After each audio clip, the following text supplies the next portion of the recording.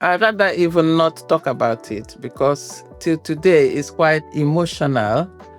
It was the hardest thing ever anybody can even think of or do. It was crazy. I nearly ran mad, proper real mad. My guest today is the woman who named this podcast without even knowing it. My mother, Reverend Christiana Asinugo. In her honor, my father named me Ezinne, which in Igbo means good mother. She has spent her entire life trying to be exactly that. She was a nurse in Nigeria, raising 4 children, left us to build a life in the UK as a midwife so we could follow. And she was later ordained as the first woman from Imo State ever priested into the Church of England. She is my mother. I believe is the foundation of this thing. I think this calling has been there even as a child. Again, as God would have it, because God knows everything, why he even brought me here. She carried her family through poverty, immigration,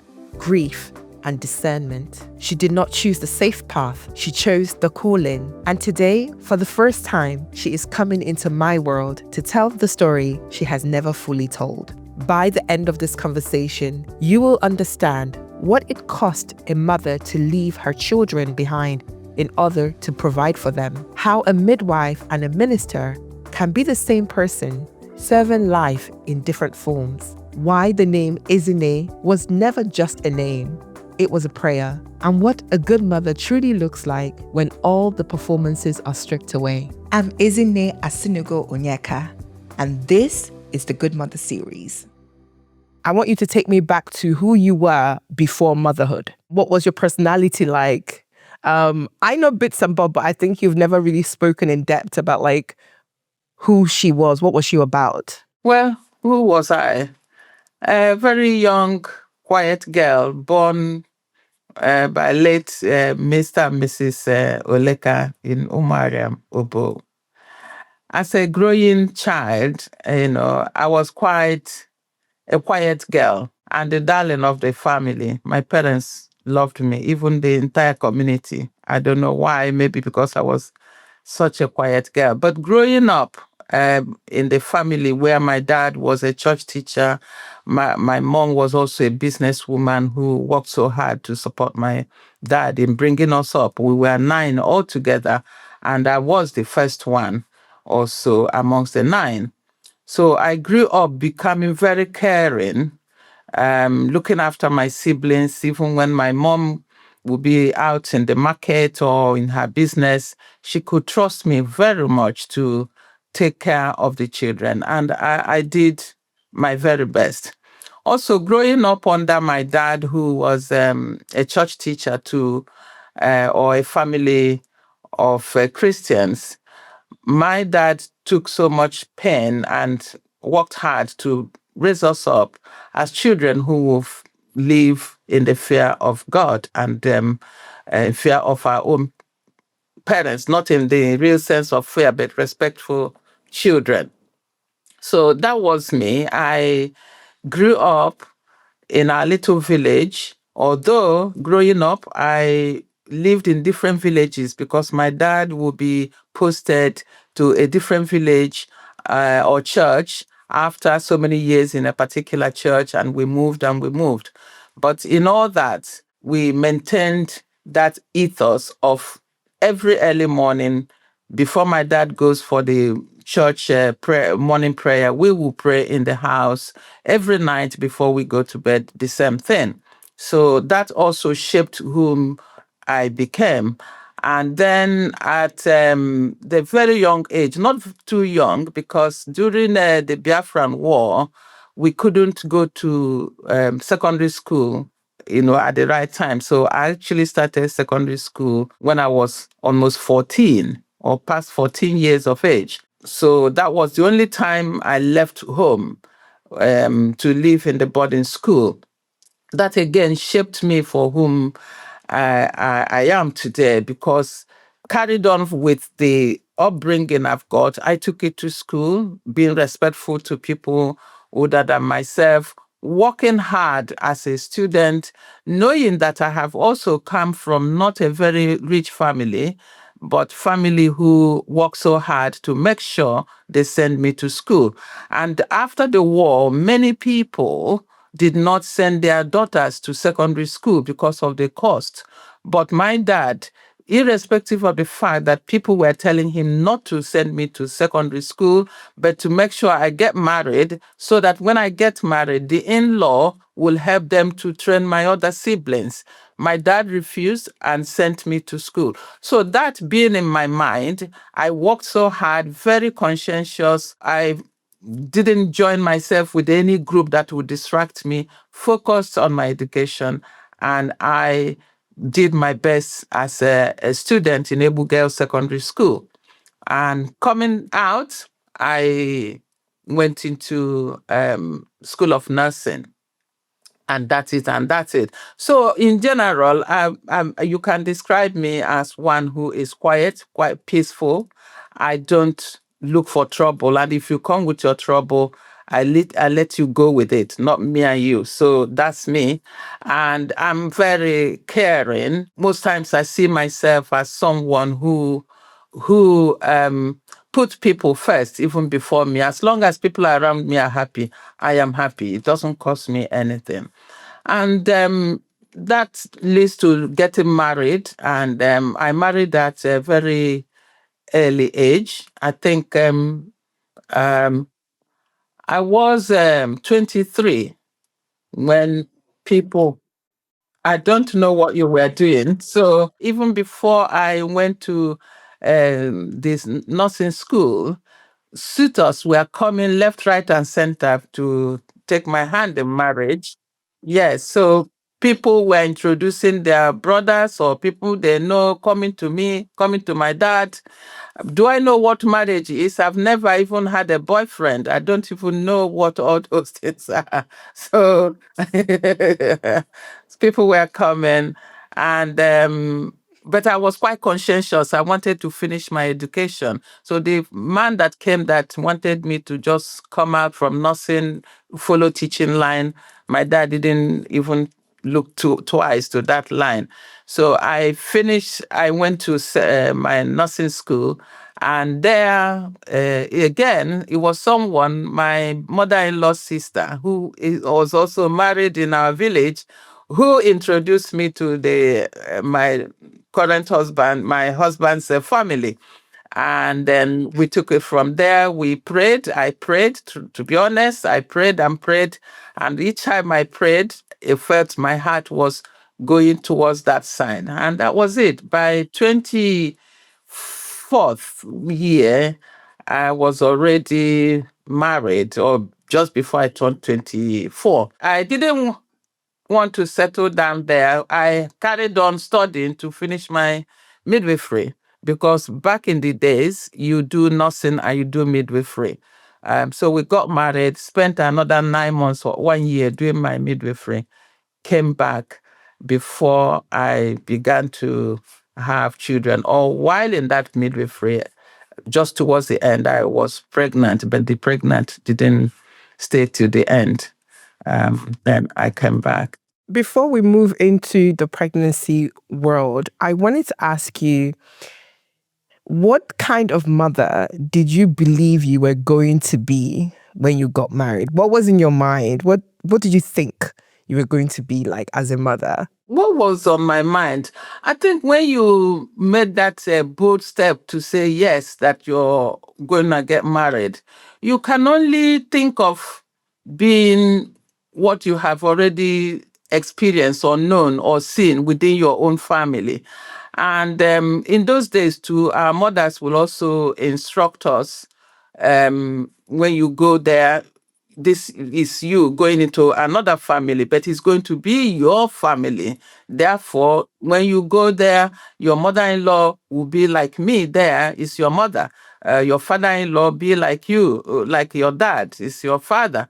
And your brothers and sisters-in-law become your brother and your sisters. And with that mindset, you are going. And that was all I knew. And yes, and I know I'm going into a family now that I will surely, take as my own family. So I didn't know to separate. This is my this is that. So I went in there, and then I was quite lucky. I was also very well received, just like what I thought I needed. In my mind, I know my mother was working hard. I have to work hard. I have to get food to children. I have to do this. I have to do that. So when you go, you don't need anybody else to teach you where to begin. You just carry on being yourself, jump into it. That's it. That's it. And you grow up by force. You are no longer, you don't even remember you are 20 something years of, I can't even remember how 20 something feels like. I can't remember. You just mature, you grow. Let's fast forward. You've given birth to Noble, you've given birth to Chima, you've given birth to Adana, and now you've given birth to me.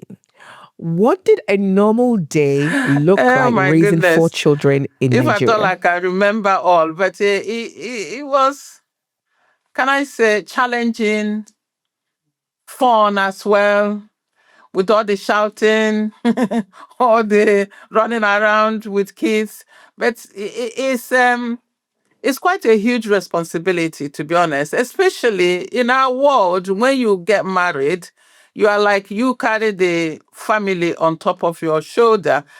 Husbands, or my own husband, didn't have much hand to put into anything. So you have to wake up early in the morning, make sure you organize yourself properly, and make sure they have food before you take them run off for school, and then you go to work. In your workplace, you have already thought, what are we gonna eat when you come back?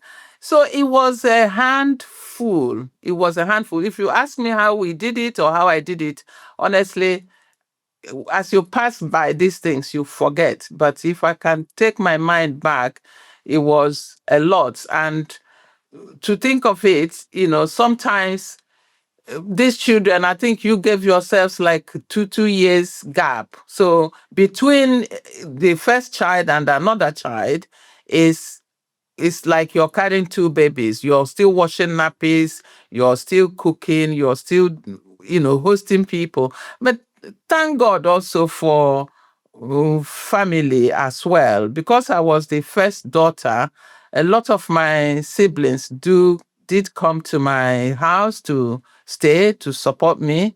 We also had the privilege of people who wanted their children to go to school but could not afford it would say, okay, you live with my child, but what you can do for me, do send them to school. So I had those helps. But at the same time, even as a young girl, like as I was, those children that come to live with me are like my own children. So there are sometimes added responsibility because you have to keep teaching, they won't get it right. You are like on your own sometimes, carrying your own children, carrying other children, it was tough, but we did it. You sometimes your little baby is crying, the toddler is needing your help, you need to cook, you need to do something.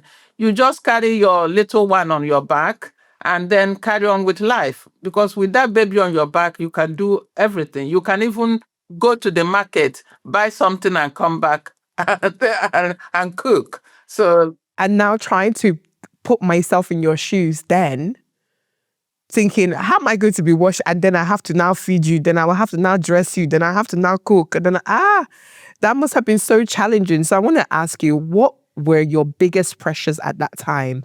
Was it financially? Was it emotionally? Or was it socially? What did you feel that was a lot of pressure for you? honestly, all my life, I've never seen finance as what is pulling me down. But it was one of it, but it didn't take any space in my life because I had to work hard to make sure we are all fine. Emotionally, I think because also we have mothers and mother-in-laws, if there are anything you are not sure of, you can ask them. I think that helped us a bit, or helped me a bit. But it's just the day-to-day activity of raising these children, of making sure that things work. And when you come to finance, yes, at some point, as when all of you are there or growing up, there was a time money was quite hard because dad was, at some point, he lost his job. Even while I was still in that 20, I had Noble, and I think I've had Adana by then, or not, or just Noble. So I was working hard, not only as a nurse. And in those days, our nursing pay was just like 600 naira, 700 naira. When I became a nursing sister, I was earning like 800 and something naira. And with that, it would never be enough. So I did all that I could in those days. Even though I'm not a business person, I did some trading, I did some farm work, I did everything. I saw those things as my responsibility to make sure that the family holds and stands. So I took it. It didn't bother me so much, but it was quite tiring. And I would still go to work as a nurse and come back and face the reality. Yes. So all of them played their own little role, but I didn't let them pull me down. And I think what I hear a lot is back home, you had a lot of support because not only did you have your siblings, you're one of 8 or one of 9. Also on dad's side, you also had a lot of support from his one of 8 or one of 9 siblings as well. So you had a lot of support around you, which I think is quite different from what we go through now, whereby the support system, well, firstly, a lot of our generation are not having that many kids anymore. So we've all tapped out on the children having things. So I guess we don't have that village per se. And then I think we are now trying to like create our village as best as we can, given the circumstance. So I want to take you back. I think you briefly spoke about it earlier regarding your pregnancy for me and the birthing.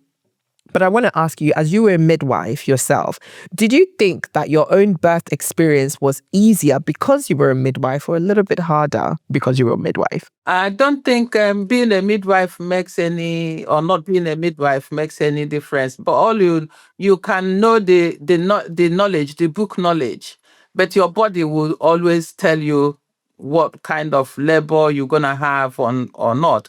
But the knowledge you have is quite helpful, so that when certain things are happening, when you're getting Braxton Hicks or whatever, you know what it is. You won't panic. When you are falling into labor, you know what it is. You know when to start going to the hospital without panicking. I think in that aspect, it was quite helpful. But the body will always be the body, whether you're midwife or not midwife.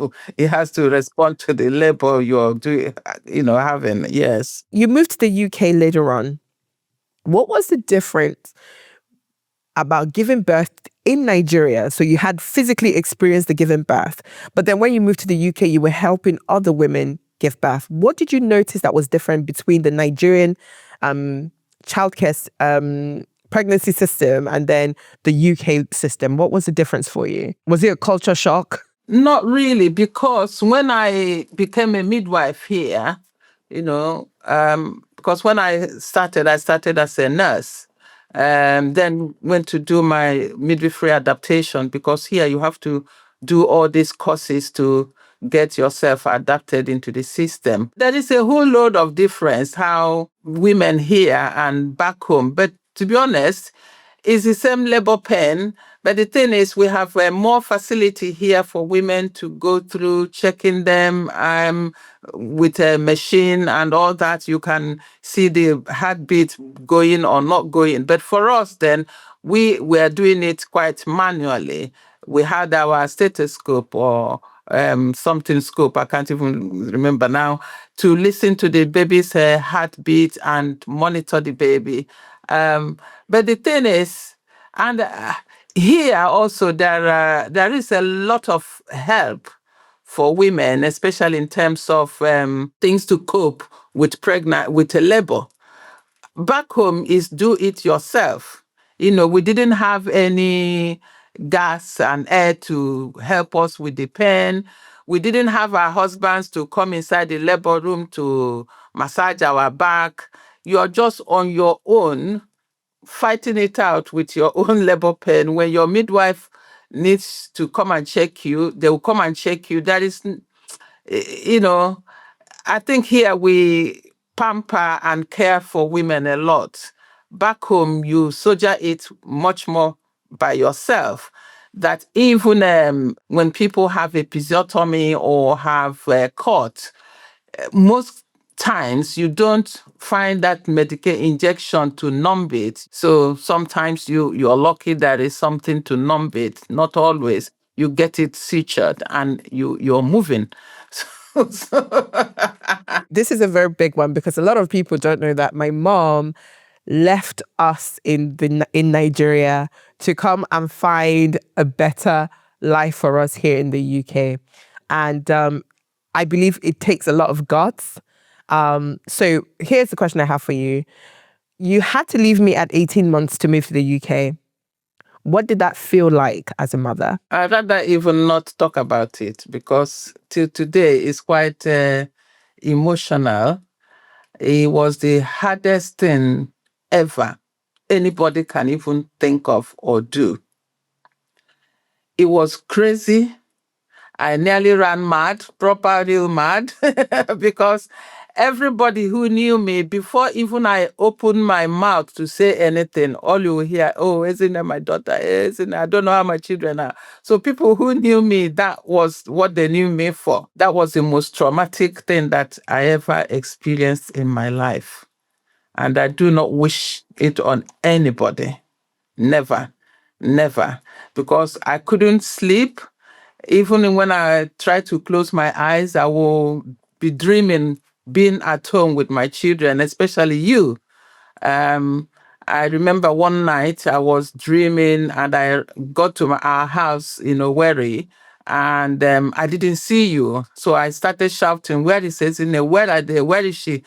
My mother-in-law said, oh, my parents came and took her to my maternal, paternal home.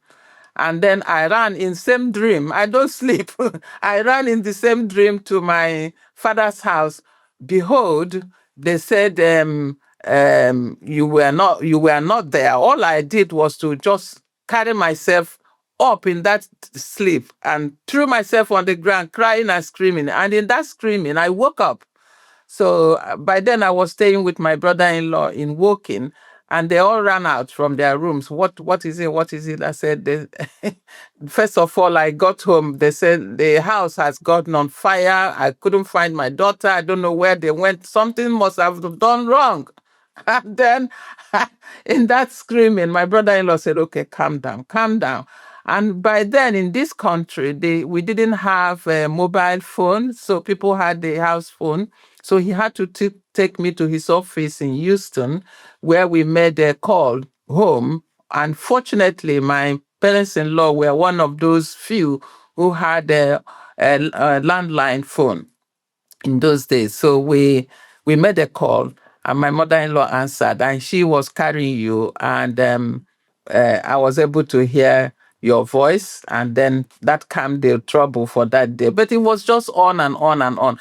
Despite the fact that my mother-in-law was there, my own mother was there, and other people, it was not enough for a mother at all not to be present there with your children. Because sometimes I would think about even cleaning my children's ears, about cutting their nails. I said nobody would be there to just check all those things that I sit them on my lap, I check their ears, I clean their ears, I cut their nails. So many things. So it's something that was very, very, very traumatic as far as I'm concerned. But here we are. In everything, I think God knows everything. That's all I have come to know in my life, that before even anything happened, God knew and he knows. And extend that one, in thanking God, because there's nothing I know in this life apart from this God, because I have looked back in everything about my life. Everything tells me this God is ever present and with me. So one of the things I use as an example of this testimony is that while I was away throughout those times, except the time I visited before God gave you guys opportunity to join me, children will be sick and then they will be treated and get well. The one that used to break my heart was when I walked in children's ward and I see kids very ill with their mother and their father there taking care of them. And I would go out by the corner and start maybe crying. Sometimes that cry would be cry of, God, thank you, but please keep my children safe for me. Because what if they are in this condition? Who will be there to look after them? And I'll be here. Even I feel like crying now, I'll be here. So that again reinforced my faith in God and prayer life, because I keep praying for these children, praying for all of them. And God heard me. Apart from little coughs, like especially you had a cough for a long time that they keep treating. They said it's not going. I keep sending money to make sure they buy the right medicines and look after you. Apart from those little things, and when you had that burns from the motorcycles, burn, yeah, that was the climax of all. There was never a time any of you was admitted in the hospital that demanded my presence or presence of anybody. God carried all of you, protected all of you, and until this day. So I don't joke with this God. I know He loves me. He's my dad. Hey, just a quick moment. If this episode put words into something you're feeling, chances are someone you know might need to hear it too. Sharing the episode, leaving a comment, or subscribing helps build a wider space for honest storytelling and recognition. Now, back to the conversation. It's been a few years. We've gotten the visa to come to the UK to join you. What do you remember about the first time we were all together in the UK? What do you remember? It was dream come true. That's it. I think if I put it in that word, it was such a joy to have a family, and in the excitement, I will go to Spitalfield Market. I buy everything in box. I buy fruits in boxes, buy chicken, buy everything, just eat. And in those days, it's not now that I'm too busy even to make food for myself. Call any food, moi, whatever. Oh my God, eat. So it was so good to the point that just as you guys joined me, I received a call from Canada to come and work as a nurse, as a special care baby nurse. So the man said, listen, we have a big accommodation for you. There is, it's not like UK. The houses in UK are too small. You have basement, you have everything. Just come. I asked him, would I come with my children? And he said, no. For the first time, you will come on your own when your papers are all done. Ask me again and paper.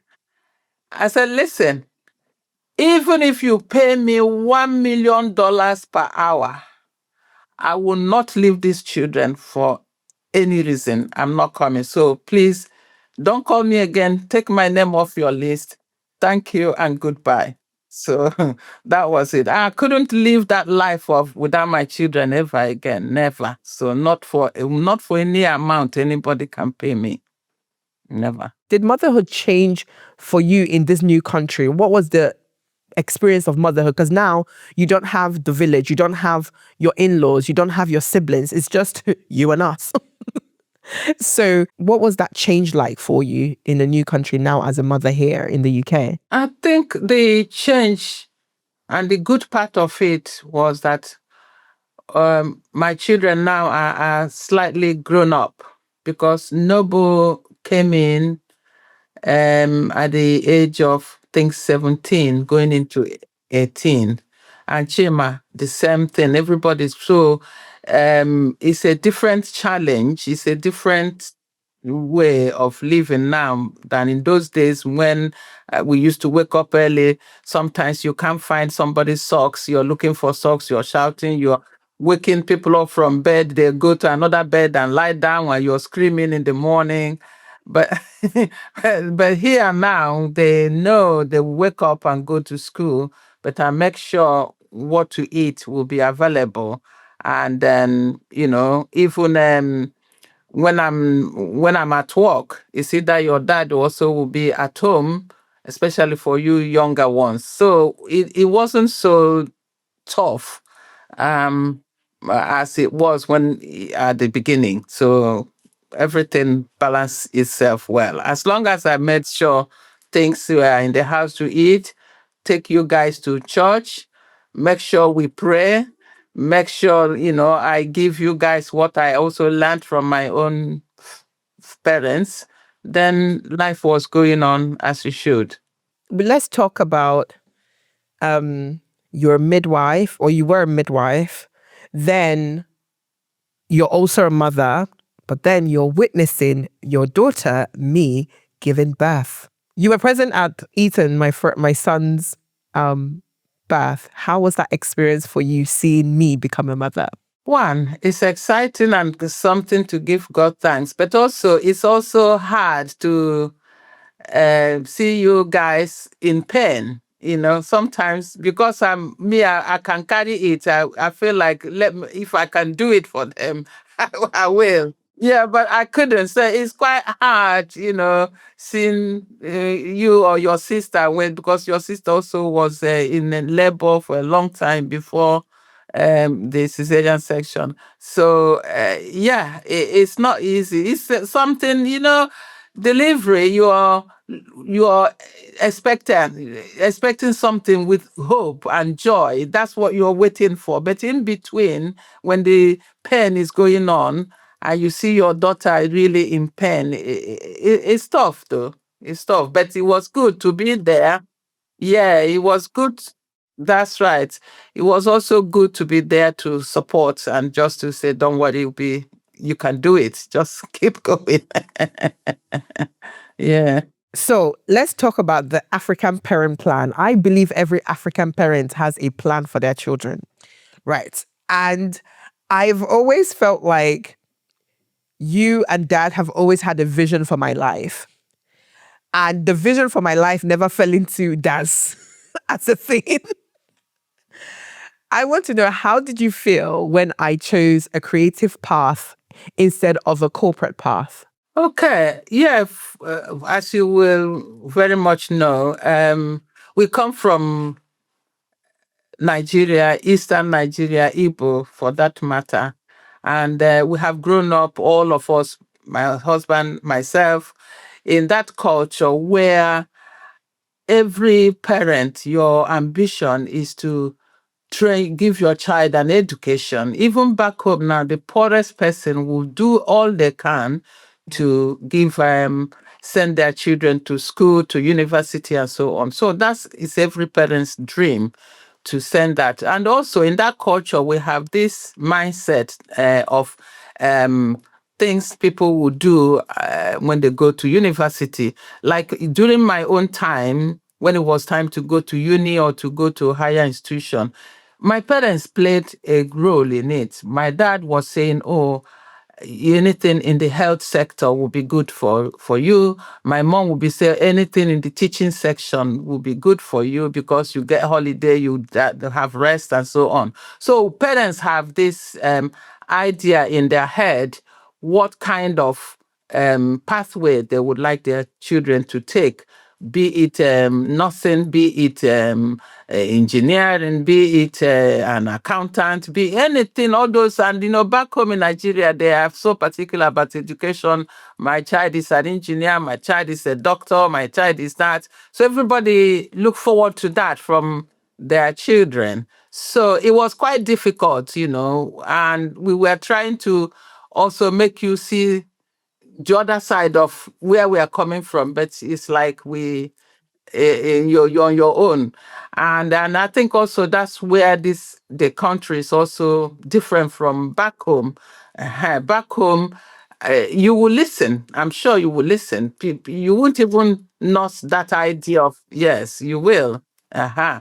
But here, people are brought up to also have their own voice to do. But when we did our best, what can we do? We cannot take a rope and tie you to go to. But I give you that too. Even in our quest for studying, you made us proud too by listening, and yeah, and then completed your degree, and you came out with a very good result. So that made us proud. And I think that gave us hope that maybe one day, if you carry on this pathway you're going, and that if there is no road there, you can come back and you have something in your hand too. Can I tell you a very funny story? So, guys, this one, I'm 35 now. So, but last year, I don't know if mom, you knew this, but last year, dad asked me, so any opportunity of accounting coming up? I've never laughed so hard in my life. I said, after all these years, you still think I have any interest in that? It was him being, yeah, there's some opportunities I saw. I laughed so much. But I want to ask, in that phase of time, because it took a long time to get to, there was this point in my life where I said, you know what, I'm going to stop seeking validation from you and dad to say, do you know what, this is good or this is okay. I'm just going to go for it. Were you at any point disappointed because, you had my sister, guys, my sister is like, when you think about the perfect child that goes through the perfect path, that does the perfect things, that was my sister. So I used to feel a lot of pressure. But did you at any point feel a little bit disappointed when you would see me doing some shows or performing, that you were like, if only she just listened and went into the more accounting side of things? Was there a little bit of disappointment? And if there was, it's fine, because that's life, Yeah, I think what happened is there's a point you keep talking and talking, and you don't listen, or someone doesn't listen, then you leave it. Yeah, you leave it, and just keep going back to your knees. That has been my outlet. When things are too much, or people be expecting me to talk, to make noise, to do that, I rather not. I rather go back and just be praying about it and say, God, all these things these children are yours. You know what you have created them to be. You know where you're leading them. So me, I don't know. So I'm giving her over to you. So like when you did the Britain Got Talent, you didn't tell us. But when we saw it, we were also proud of you that you did that and you came up to do what you did. So I think the answer is, at some point I just left you and your God. So God, um like the name I gave you, Munachimso. So I know she's with her God. So please look after her for me. Then we moved on. Do you know why I didn't tell you guys about Britain's Got Talent? Because I wasn't even scared. I didn't have room for any negative thoughts to go into my head. And because you cannot control what someone says, I didn't want to put it out there so that there is, oh, are you sure? What about this? What about that? That self-doubt that is sometimes thrown at you by others who may not see what you see for yourself. So that's why I didn't share that I was doing Britain's Got Talent. But I do commend you guys and my parents. I think why I am the woman I am today is actually stemming from that day the show was released. I remember it was released and mom, everybody was calling my phone. Ezinne, you're a superstar. Ezinne this, Ezinne that. And then I ended the call, and then you were like to me, oh yeah, when you're done with all your calls, go and wash the plate. And for me, a lot of people may see that and be like, oh, maybe your mom is like like not allowing you to celebrate. But I didn't see it like that. It gave me a sense of understanding, like, all this is great, but it can easily be taken away from you. So remain humble and keep doing what you're doing, and it will keep continuing as it should. So I was very grateful for that.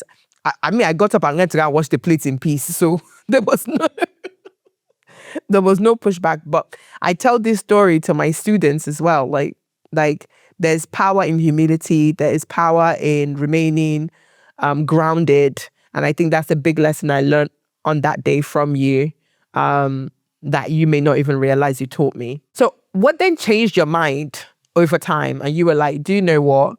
Or was it that you were done talking? Well, before I even go there, I just remember the one you went to America and you didn't tell us. I think that was where I really was quite upset about the whole thing. And I was fearful as well, because I said, look at a small girl like this in the whole wide America. Who does she know? Where will she begin? You may not believe it. I called my prayer team when I was in St. Mary's Church by then, and we had to set up a prayer time for that reason, for you.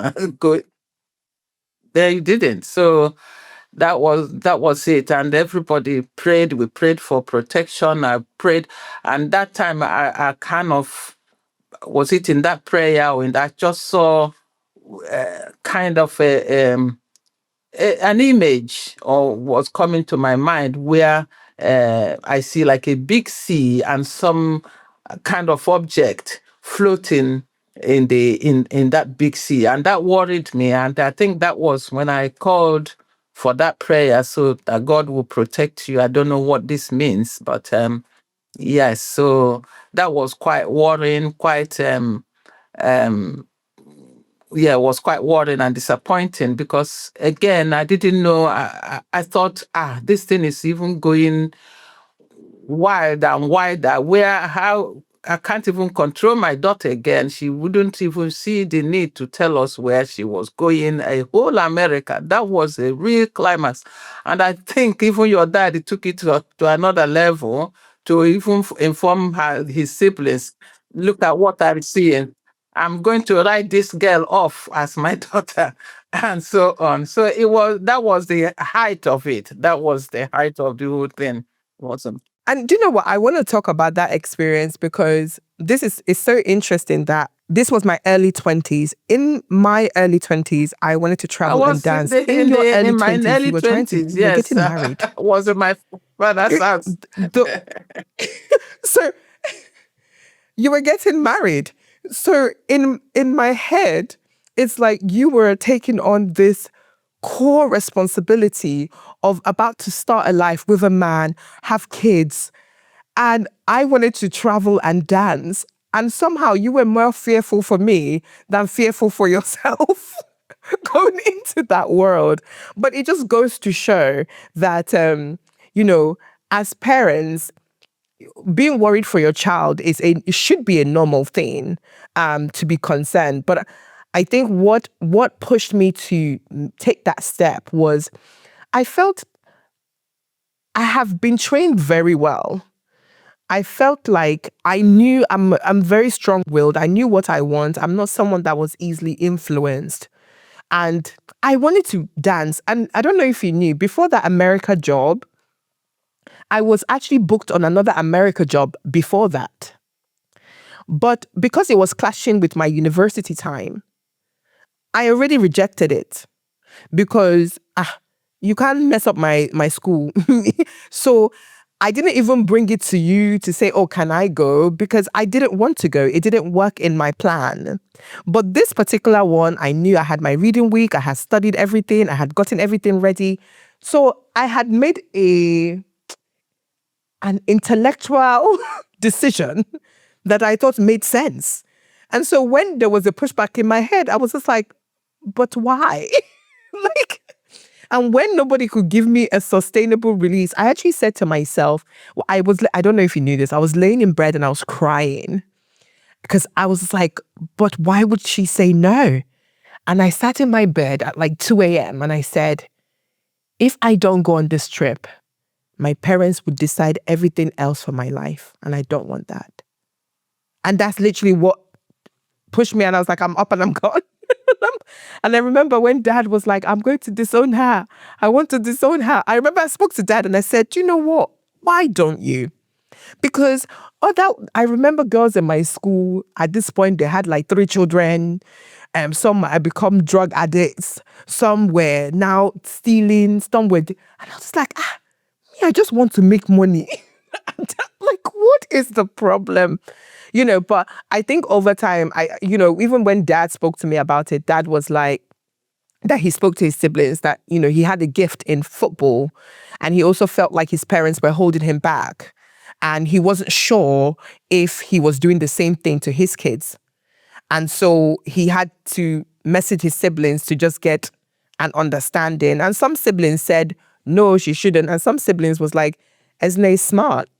Let her do what she needs to do. So I think everyone has a level of, especially your parents, they have a level of importance in your decision making. But I think sometimes it cripples young people because then they don't know how to make decisions for themselves because parents decide everything, and so it becomes challenging. So what I do want to ask is, at what stage did your mindset change? Because you've come with me to some jobs. We've done Afro Nation together. You came with me to watch me do Afro Nation. At what point did your mindset change, if it hasn't changed, or has it changed, where you're like, do you know what? I understand what she's doing. I'm just thinking if there is a cutoff time for that, or it just blood into life and then you accept it and that's it. Yeah, that's it. I can't think of a cutoff time because we saw that this is where your interests lied. And I think, well, as a family, we also kept talking about it, because your brother Noble also was quite keen in supporting you. I think he went to that Britain Got Talent and all that. I think as a family, we used to talk about it a lot to see where is this girl heading to, blah, blah, blah. I think at some point, we came to conclusion, just let Ezinne be. And that's it. So there is no demarcation. I can't tell you this is the time. No. Time. Oh, wonderful. Okay, cool. So Mum, you went from being a midwife to being a minister, a reverend, an ordained reverend in Church of England. What led you to that transition? Okay. What led me? I think everything, because before even they send you to be interviewed or to be considered, somebody would have had discussion with you, about everything. And during this time, it's easier now to find out where did this call started from, where, how. So I think from that reflection, I could point it back to when I was still a teenager, 13, 14 years of age. When my dad was still a church teacher, I remember where we lived, but I grew up to a point where I became hungry for the word of God. And in those days, two things happened. One was, it was when the war was coming, people were now leaving their own state or country, coming to our side because it's a bit quieter. A gentleman came home from the city and started a prayer ministry movement, which anything prayer, anything church, I would join. So I became part of it.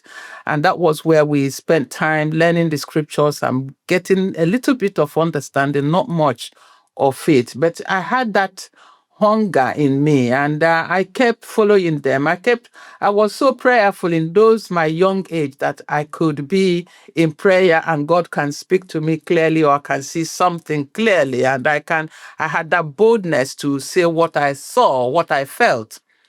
So that was it. But behind that watching my father as well, I don't know how that thought came to me and say, Lord, one day I'd like to work as a minister.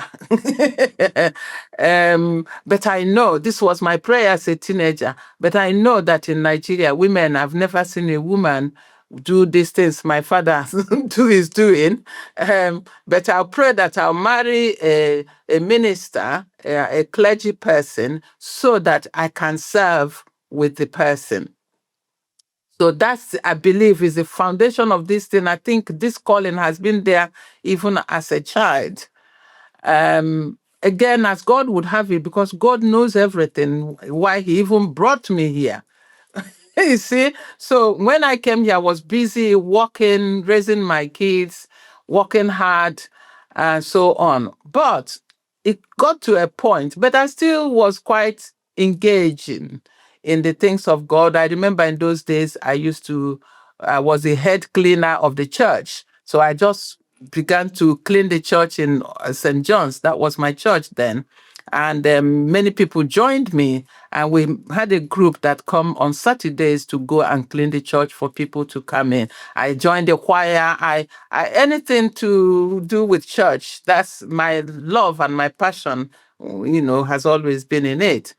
But it came to a point when one day I took you guys to a church in Enfield. May his soul rest in peace. That minister is passed now, and even his wife. So on our way to Enfield, along A406, going towards Tottenham into Enfield area.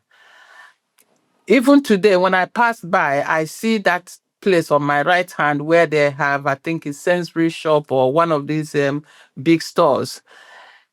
Something hit my mind.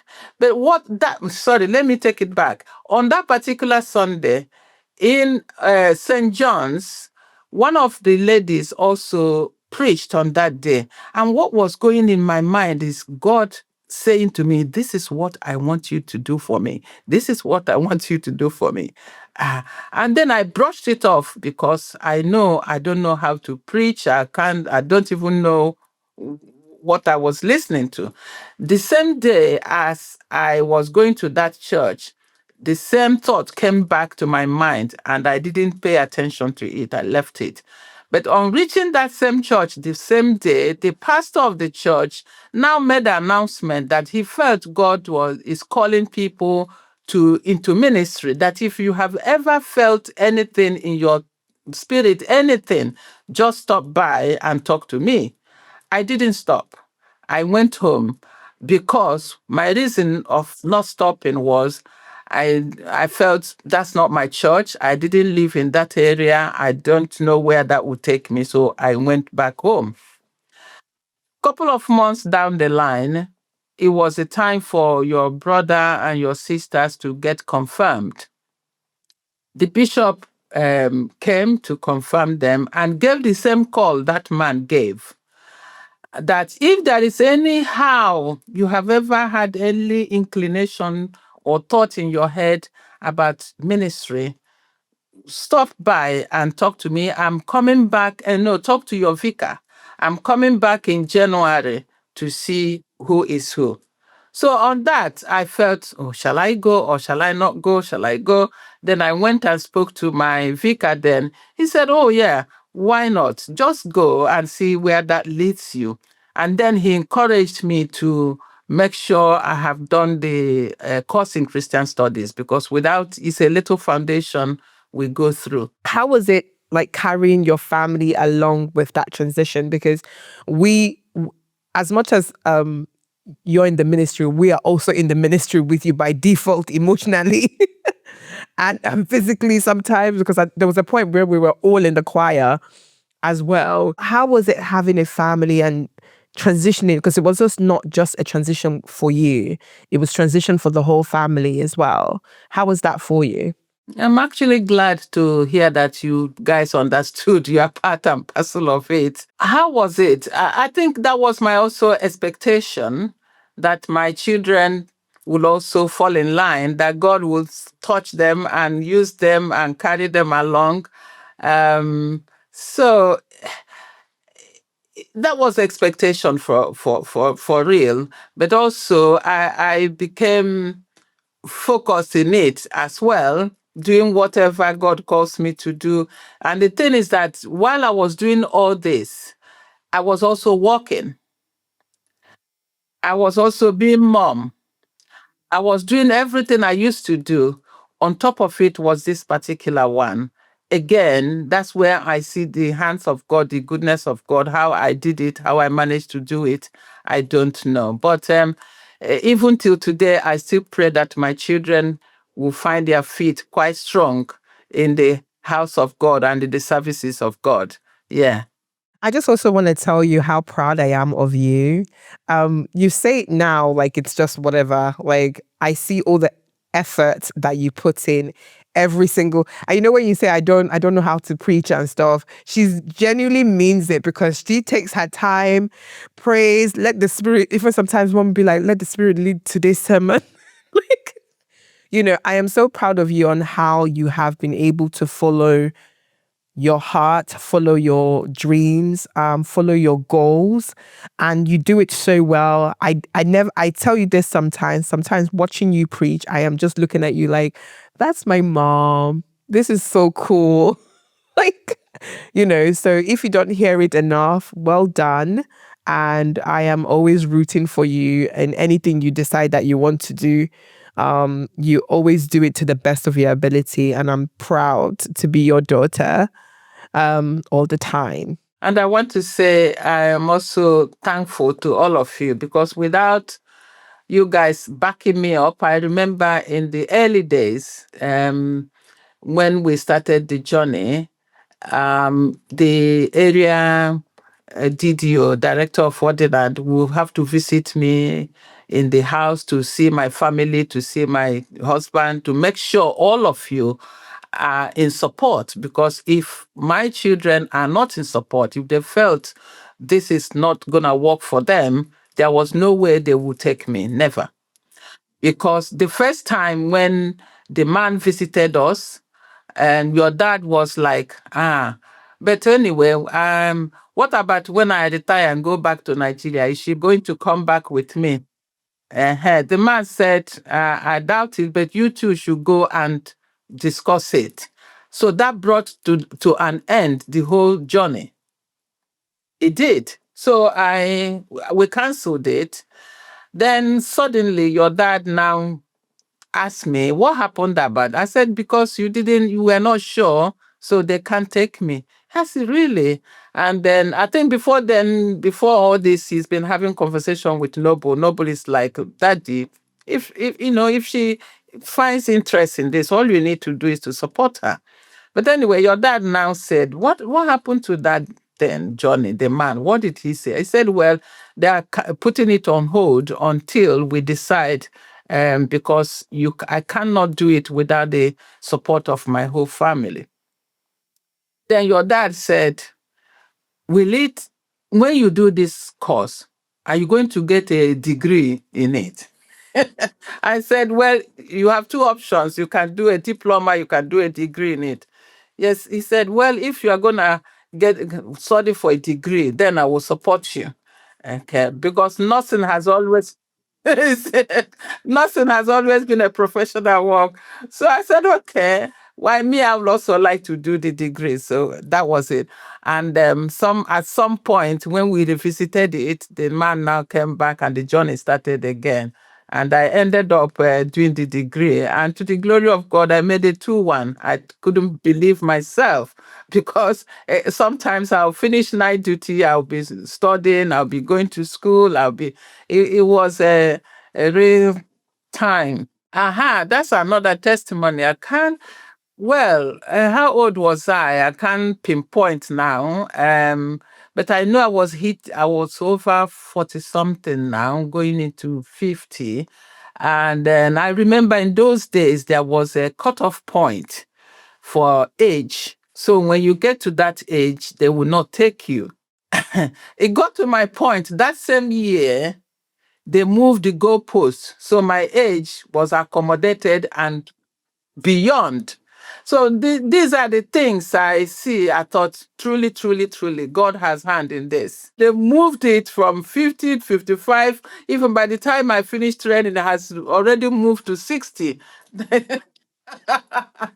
So I said, well, it's not my fault. I carried on going, going, going. And another testimony, those days I didn't driving till today, I don't like driving. So I drove only around my workplace, my Stratford or wherever I lived. And then this training, when they have done all the talking for 1.5 years, it took 1.5 years of discernment. That's what they call it. You will be assessed, you'll be spoken, so people will talk to you and everything to see if there is that calling in your life. So Church of England doesn't just ordain anybody. They ordain you because they have searched and talked and they feel that God is actually calling you into the ministry. Okay, so Mom, we're going to move on to a new part of the show. It's called Stop Doing That. This is where, Mom, I want you to think about something, whether young, whether old, we just want something people do, especially in motherhood, that you do not like and you feel like it's harmful and we should do better and it needs to change. What is the one thing that you want to bring to the table to encourage people to stop doing? This one is a hard one. What is it? Because everybody knows what they can do and what they cannot do. So like mine used to be when people see me and they say things like big belly, they need to stop doing that. Like when they see me, they see a pregnant person and they want to say, hey, you're rando, hey, you're fato, hey, they need to stop it. It's not nice. I don't like it. It's very harmful to the emotions. So that's my own. But what could yours be? Anyway, I think from my own experience and the experience of life, don't judge anybody and conclude because you don't know what God has in stock for that person. Don't judge, don't conclude. People will say, don't decide a book by the cover or something like that. So judgment is something I would say, don't judge. So another part of the show, we call this the Mum Hotline. So a few of our guests have sent in some questions for you, not necessarily for you to advise, but for you to give your perspective on. So the first one reads, I love my mum, but growing up, she never spoke about emotions. Everything was be strong, don't cry, get on with it. Now I'm a mom and I'm trying to raise my child differently. I talk about feelings, I apologize, and I explain things. But when my mom sees me do that, she says I'm being too soft and I am raising a child that won't survive in the real world. It's causing tension because I feel judged in my own parenting. My question is, were you actually being strong or were you just surviving? Or do you think our generation is right to parent differently? I think it's I will go along the side of generation now because the culture of where you are raising your child.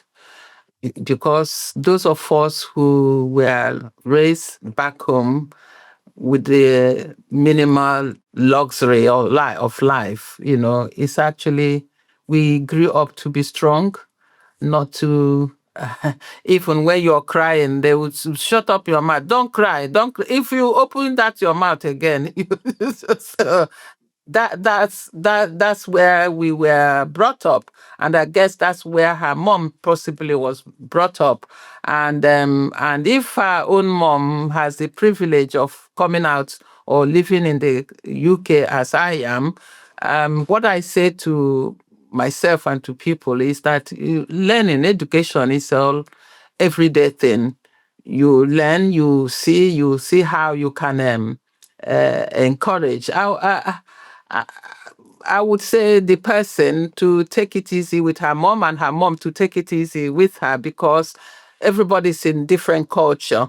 But at the same time, if there is a little correction or a little contribution, rather, that the mom can give to support or the grandchild or whatever, let her do that. So to answer the question, is cultural differences that is playing this role. And I hope every mother and daughter will understand and see how they manage it. Okay, another one says, in my house, growing up, respect meant you didn't question anything. You didn't talk back and you didn't explain yourself, you just listened. Now, as a mum, I want my child to feel safe to express themselves, even if it means they disagree with me. But my mum says that that's disrespectful and that I am losing control. My question is, do you think some of the respect in your generation was actually fear? I would imagine so, because I remember, again, growing up in those days, even when an adult is talking to you, you dare not look at the person in the eyes. Whereas here, again, if you are not looking somebody in the eyes when they are talking, it's like you are ignoring the person. So there is a whole lot of cultural upbringing and difference that everybody have to take note of and be kind to one another in that sense. Yes. So and if you've been brought up in that sense, you don't see it as fear again. You see it as a part of way of life, and you grow into it, and that's it. It doesn't hurt you. It doesn't. You know what to do. To be honest, you know that an elder is talking. You have to listen to the elder. You don't have to talk back, and so on. But there is a way. We in our own family were also brought up in the midst of all that, because whatever correction a father or a mother is giving is we see it is out of love. Nobody hates a child, nobody.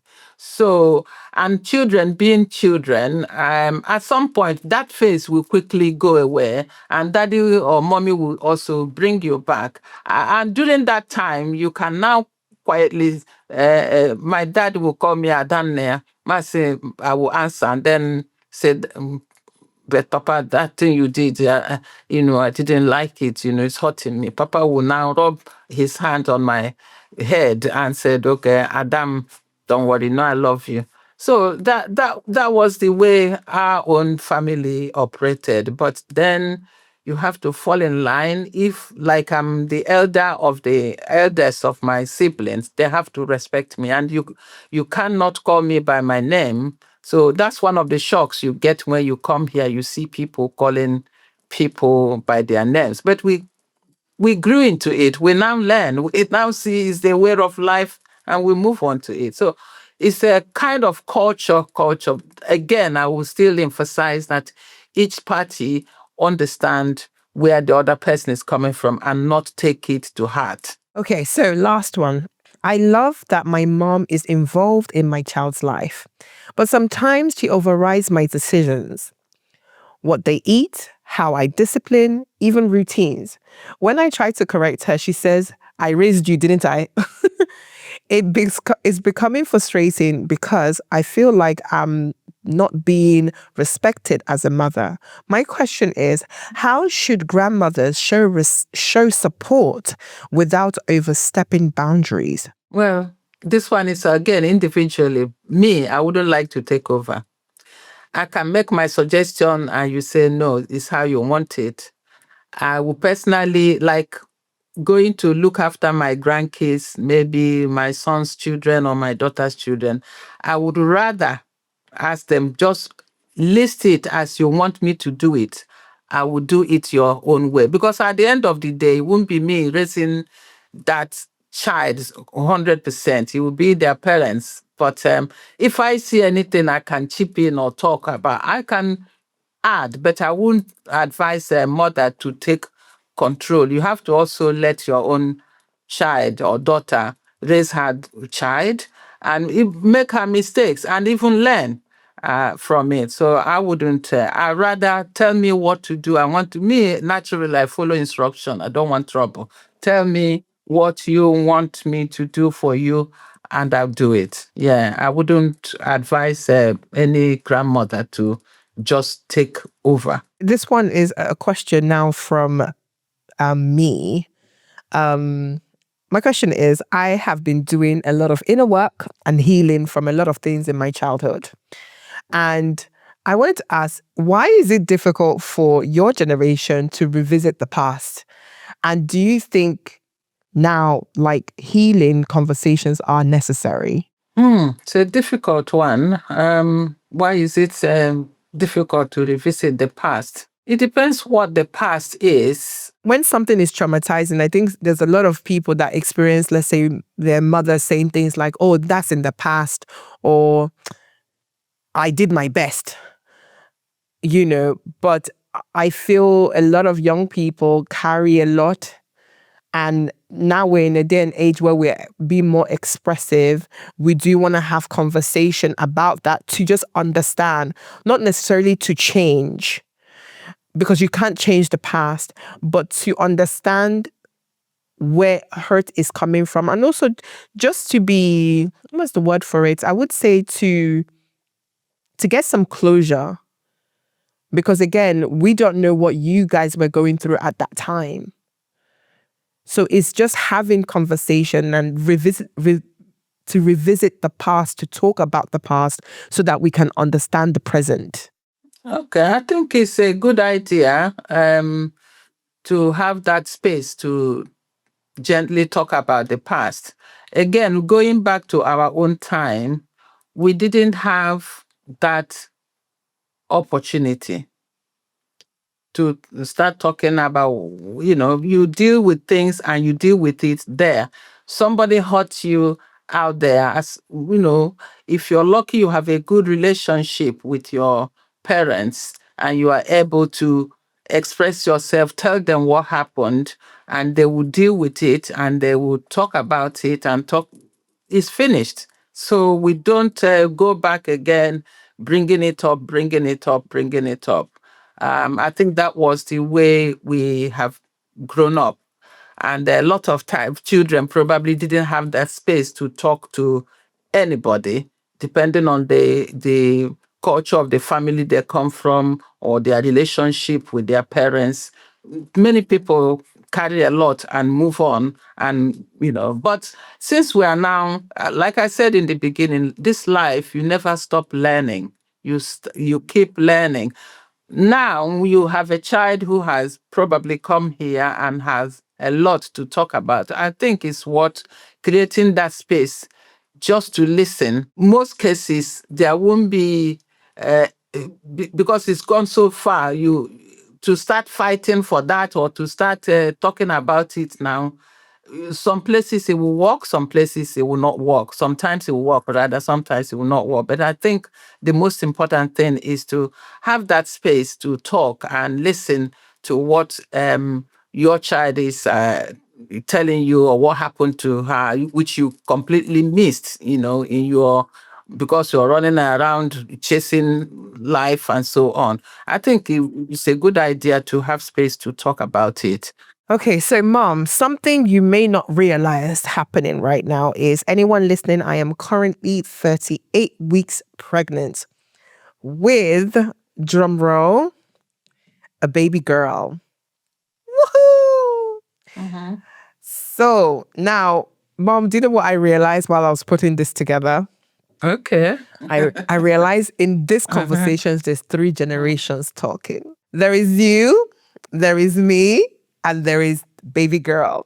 And what makes this even very cool is that your second daughter is having the second grandchild, the second granddaughter. What does this baby mean to you? Adabeke.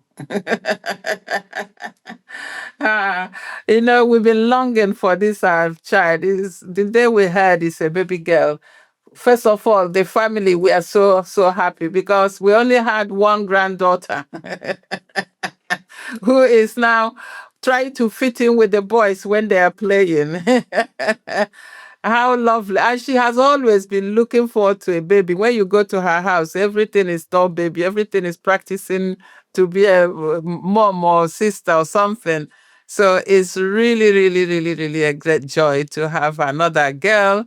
And this one again, by the grace of God, is happening under my watch, by the grace of God. So I look forward to that. Well, they don't allow us to give names to our children. That's another thing. My parents didn't force themselves into naming our children, but they also have little names in their minds. They can give to children.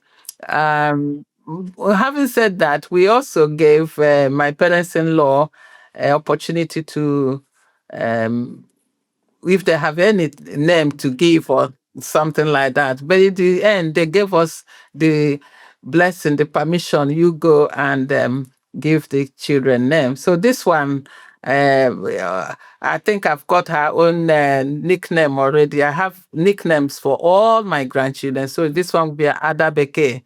That's it. Hey, come on. We like it for her. And when you look at me now as a mother of two to be, what do you see? I see. How do I describe it? Because you are completely different from where we started, where we've been raising you. But I'm so happy. Whatever input we have had, whatever input friends have had, other relatives have had, you have turned out to be a great woman, to be honest, to the glory of God. And sometimes when I listen to you talk, the intelligence, the calculations, the way you put things, understand things, and you got a lot of gift, which I thank God for. And I say, I got 4 children, but they're all different in their own way. And for all of you, I give thanks to God because every one of you make up for every one of you. So if that makes sense, we are so proud of you, Ezinne. See where you have come, even with the line you have chosen. You have put all your effort and passion into it. And I see myself although we're a bit different, but I see myself in you children, in you, because it's like whatever she wants to do, she puts her whole effort. Look at you during pregnancy, you haven't stopped. You keep doing what you're doing. Who would believe you are 2 weeks or less away to having a baby? So it's all good. It's funny. You took the last question from me because the question was, do you see yourself in me? Thank you. And it's funny, and you've answered that already. So thank you, Mom. To wrap up the show, we have a sentence that the guest closes the show with. So finish the sentence. A good mother is... Oh, a good mother is a loving mother. Yes, mother who loves her children and supports her children. And that is you, because you have been supporting us all our lives. Thank you so much, Mom. Thank you so much. Outside of Mom, this is Reverend Christiana Asinugo, my mother, the original good mother, the original Ezinne. And I am so thankful that you have been able to join me. This conversation and this story will be imprinted in my heart forever. And I love you so much. Until next time, guys, you have been watching the Goodmother Series. Thank you. Bye-bye. Thank you for making me part of the journey. God bless you, my daughter, and keep doing what you're doing. All the best. If today's conversation resonated with a change you are living through, consider sharing it with someone who may recognize themselves in it. You can follow the show wherever you get your podcast as we continue building an archive of honest, culturally rooted stories about identity, body, and becoming. I'm Ezinne. See you in the next episode.